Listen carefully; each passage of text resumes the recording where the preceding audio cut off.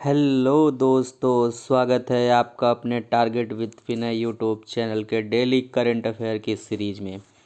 तो चलिए चालू करते हैं। आज की पहली न्यूज़ को देखते हैं। 13 नवंबर को देखिए क्या मनाया जाता है। विश्व दयालुता दिवस मनाया जाता है।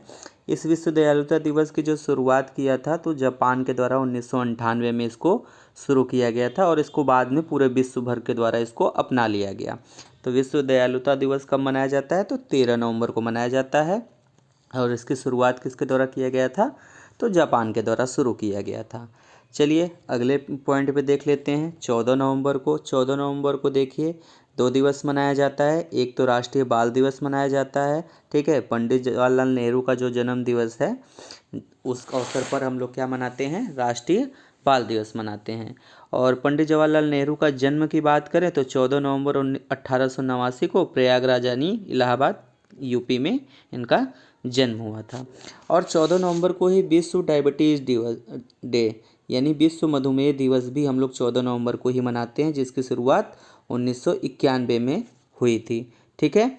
और ये मनाया क्यों जाता है? तो चार्ल्स बेस्ट के साथ वर्ष 1992 में इंसुलिन के सह खोजकर्ता सर फ्रेडरिक बेटिंग के जन्मदिन के अवसर पर इसको मनाया जाता है, ठीक है। तो यानी कि विश्व मधुमेह दिवस जो है 14 नवंबर को मनाया जाता है और जो है कि राष्ट्रीय बाल दिवस भी 14 नवंबर को ही मनाया जाता है। और अगर इम्पॉर्टेंट की बात करें तो मोस्ट इम्पॉर्टेंट है 15 नवंबर कि जनजाति गौरव दिवस कब मनाया जाता है? तो जनजाति गौरव दिवस 15 नवंबर को मनाया जाता है, ठीक है। 15 नवंबर को विश्व जनजाति गौरव दिवस मनाया जाता है, ठीक है। ये बिरसा मुंडा की जयंती जो पड़ती है, झारखंड से संबंधित है बिरसा मुंडा। इन्हीं की जयंती पर ही क्या करते हैं हम लोग? जनजातीय गौरव दिवस मनाते हैं। शुरुआत में जो विश्व जनजाति गौरव दिवस है उसकी शुरुआत कब हुई थी? तो 2022 से शुरू हुई थी। ये दूसरा अवसर है यानी दूसरा संस्करण है इसका जनजाति गौरव दिवस का। देखिए इसी अवसर पर पीएम मोदी अभी झारखंड में अपने चुनाव प्रसार करने के लिए गए हुए थे कुछ समय पहले। तो उन्होंने क्या किया है कि 2023 में पीएम ने झारखंड के खूंटी से विकसित भारत संकल्प यात्रा मिशन की शुरुआत किया है, ठीक है। तो आपसे यहाँ से एक पॉइंट और पूछा जा सकता है कि विकसित भारत संकल्प यात्रा मिशन की शुरुआत किसके द्वारा किया गया? पीएम मोदी के द्वारा किया गया। कहाँ से किया गया? झारखंड के खूंटी से किया गया, ठीक है। तो ये भी बात आप लोग ध्यान रखिएगा, ठीक है। चलिए एक निधन से संबंधित एक प्रश्न, बहुत ही इंपॉर्टेंट निधन है।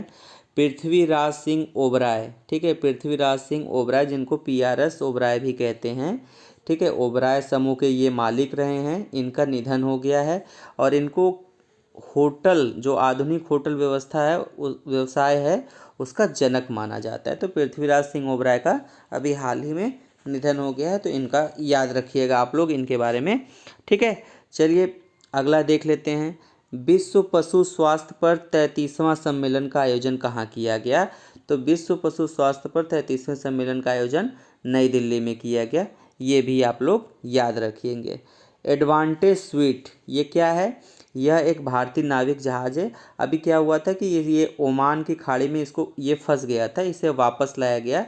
तो ये चर्चा में रहा है। तो ये पूछ सकता है कि एडवांटेज स्वीट क्या है? तो ये आप बताइएगा कि भारतीय नाविक जहाज है जो अभी हाल ही में ओमान की खाड़ी में फंस गया था, ठीक है। इसे वापस ला लिया गया है, ठीक। फिर अगले प्रश्न पे देखते हैं।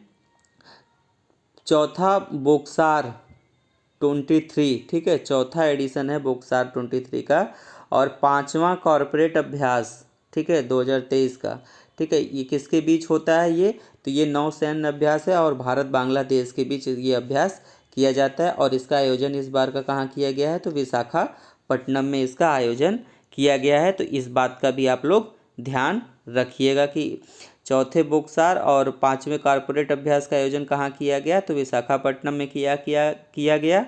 और भारत बांग्लादेश नौसैन्य अभ्यास है ये दोनों, ठीक है। चलिए अगले प्रश्न पे चलते हैं। देखिए हर साल भारत अंतर्राष्ट्रीय व्यापार मेला जो आयोजित होता है वो कुछ वहाँ से क्वेश्चन पूछे ही जाते हैं। तो इस बार का 42वां भारतीय अंतर्राष्ट्रीय व्यापार मेला का आयोजन किया गया है। उसका आयोजन कहाँ किया गया? दिल्ली के प्रगति मैदान में इसका आयोजन किया गया। इसकी थीम क्या है? वसुधैव कुटुंबकम, व्यापार के जरिए एकजुटता, ठीक है, थीम मोस्ट इम्पॉर्टेंट है और आयोजन स्थल और इसका एडिशन, ठीक है, ये आप लोग याद रखिएगा। और भागीदार राज्य आजकल यही पूछा जा रहा है कि भागीदार राज्य कौन रहा, तो भागीदार राज्य बिहार एवं केरल इसके भागीदार राज्य रहे। फोकस राज्य में दिल्ली, जम्मू कश्मीर और आपका यूपी भी इसमें शामिल रहा, झारखंड व महाराष्ट्र भी इसमें है। और इसमें भारत के व विदेश की 3500 इकाइयाँ शामिल होंगी और अपने उत्पाद दिखाएंगे, ठीक है, जो भी वो लोग अपना प्रोडक्ट लाए होंगे उसका प्रदर्शन करेंगे, ठीक है। चलिए, तो 42वां भारत अंतर्राष्ट्रीय मेला आप लोगों को समझ में आ ही गया होगा। फिर बात कर लेते हैं snacks drugs and rock and roll, ठीक है। तो स्नैक्स मैन ऑफ इंडिया के नाम से जाना जाता है, ठीक है, किसको जाना जाता है, रामुल वाइटेकर को, ठीक है, रामुल वाइटेकर को क्या है, स्नैक्स मैन ऑफ इंडिया के नाम से जाना जाता है। उनका ये संस्मरण है, क्या संस्मरण का नाम है, snacks drugs and rock and roll, ठीक है। तो ये भी आप लोग ध्यान रखिएगा। देखिए, एक चिकनगुनिया के टीके को अभी मान्यता मिली है, ठीक है। इस टाइम वैसे भी चिकनगुनिया देख ही रहे होंगे कि बहुत तेज़ी से फैल रहा है। तो इक्सचिक, ठीक है, इक्सचिक नाम है चिकनगुनिया का, ये पहला टीका है और इसको यूएसए की संस्था एफडीए द्वारा इसको अनुमोदन दिया गया है। तो ये पूछ सकता है कि इक्सचिक क्या है, तो आप लोग बताएंगे चिकनगुनिया का टीका है, ठीक है। फिर बात कर लेते हैं आसियान देशों के रक्षा मंत्रियों की 10वीं बैठक का आयोजन कहाँ किया गया। तो अभी देखिए, अभी चल ही रहा है आज तक और होगा इसका बैठक का आयोजन। तो ये इंडोनेशिया की राजधानी जकार्ता में इसका आयोजन किया गया है। आसियान देशों के रक्षा मंत्रियों की जो 10वीं बैठक है उसका आयोजन जकार्ता में किया गया है और भारत की तरफ से जो हमारे रक्षा मंत्री हैं राज सिंह इसमें भाग ले रहे हैं, ठीक है। और भारत जो है 1992 में आसियान का संवाद भागीदारी देश बना था, ये स्टैटिक पॉइंट हो गया, ठीक है। तो याद रखिएगा कि आसियान देशों के रक्षा मंत्रियों की 10वीं बैठक प्लस का आयोजन कहाँ किया गया, इंडोनेशिया की राजधानी जकार्ता में किया गया। भारत की तरफ से रक्षा मंत्री राजनाथ सिंह ने इसमें भाग लिया है, ठीक है। फिर एक बहुत ही महत्वपूर्ण रिपोर्ट आई है, ठीक है, इसको समझ लेते हैं, स्मार्ट सिटीज़ मिशन रिपोर्ट, ठीक है। स्मार्ट सिटीज़ मिशन रिपोर्ट, ये जो है इस रिपोर्ट को अभी किसने जारी किया है, तो जारीकर्ता आप लोगों से पूछा जा सकता है। तो जारीकर्ता क्या है, कौन है, आवास और शहरी मामलों के मंत्रालय ने इसको जारी किया है, ठीक है। और इस रिपोर्ट में बताया गया है कौन से मतलब कौन से शहर स्मार्ट सिटीज़ मिशन योजना के से संबंधित जो कार्य हैं वो तेज़ी से कर रहे हैं। तो देखिए, सबसे अग्रणी रहा है सूरत, यानी परियोजनाओं को पूरा करने, फंड के उपयोग और समग्र मानदंडों को अग्रणी होकर शीर्ष प्रदर्शन करने वाला शहर बना है कौन, तो सूरत बना है। तो ये आपसे सीधे पूछ लेगा कि स्मार्ट सिटीज़ मिशन के तहत शीर्ष प्रदर्शन करने वाला शहर कौन बनकर उभरा है, तो सूरत उभरा है। अगर टॉप 5 की बात कर लेते हैं तो दूसरे पे आपका आगरा है, यूपी का, और तीसरे पे अहमदाबाद है, चौथे पे वाराणसी। यूपी से 2 शहर शामिल हैं स्मार्ट सिटीज मिशन रिपोर्ट में, अग्रणी 5 शीर्ष राज्यों में। तो यूपी का दोनों याद रखिएगा, एक तो आगरा है, दूसरा भोपाल है, ये भी याद रखिएगा। और टॉप पे कौन है, सूरत है, ठीक है। वहीं भोपाल भी है जो मध्य प्रदेश का है। ये पांचों टॉप प्रदर्शन करने वाले शहर हैं, ठीक है। अब एक बात यहाँ पे समझिए, देखिए कि सरकार ने स्मार्ट सिटीज़ मिशन की जो समय सीमा है उसको 1 वर्ष से बढ़ाकर जून 2023 से जून 2024 तक कर दिया है। तो इसका समय अवधि भी बढ़ाया गया है। तो इसका समय अवधि कितना बढ़ाया गया है, तो 1 वर्ष का समय अवधि बढ़ाया गया है। और इस स्मार्ट सिटीज़ मिशन जो है इसको शुरू कब किया गया था, तो पीएम मोदी के द्वारा 2015 में इसको 25 जून 2015 में इसको शुरू किया गया था। और ये किस मंत्रालय के द्वारा की पहल है, केंद्रीय आवास और शहरी मामलों के मंत्रालय की एक पहल है, क्योंकि आजकल योजनाओं से संबंधित भी आप लोग देखते होंगे कि बहुत सारे क्वेश्चन पूछे जा रहे हैं। चलिए एक देख लेते हैं, आईना डैशबोर्ड फॉर सिटीज़ क्या है, ठीक है। आईना डैशबोर्ड फॉर सिटीज़ क्या है, ये एक ऑनलाइन पोर्टल है। इसमें क्या होगा कि आवास व शहरी मामलों के मंत्रालय द्वारा इसको शुरू किया गया है, ठीक है। चलिए फिर नई चेतना 2.0 की बात कर लेते हैं। देखिए, नई चेतना जो है ये 2022 में ही शुरू की गई थी, उसका जो है अपडेटेड वर्जन चालू किया गया है।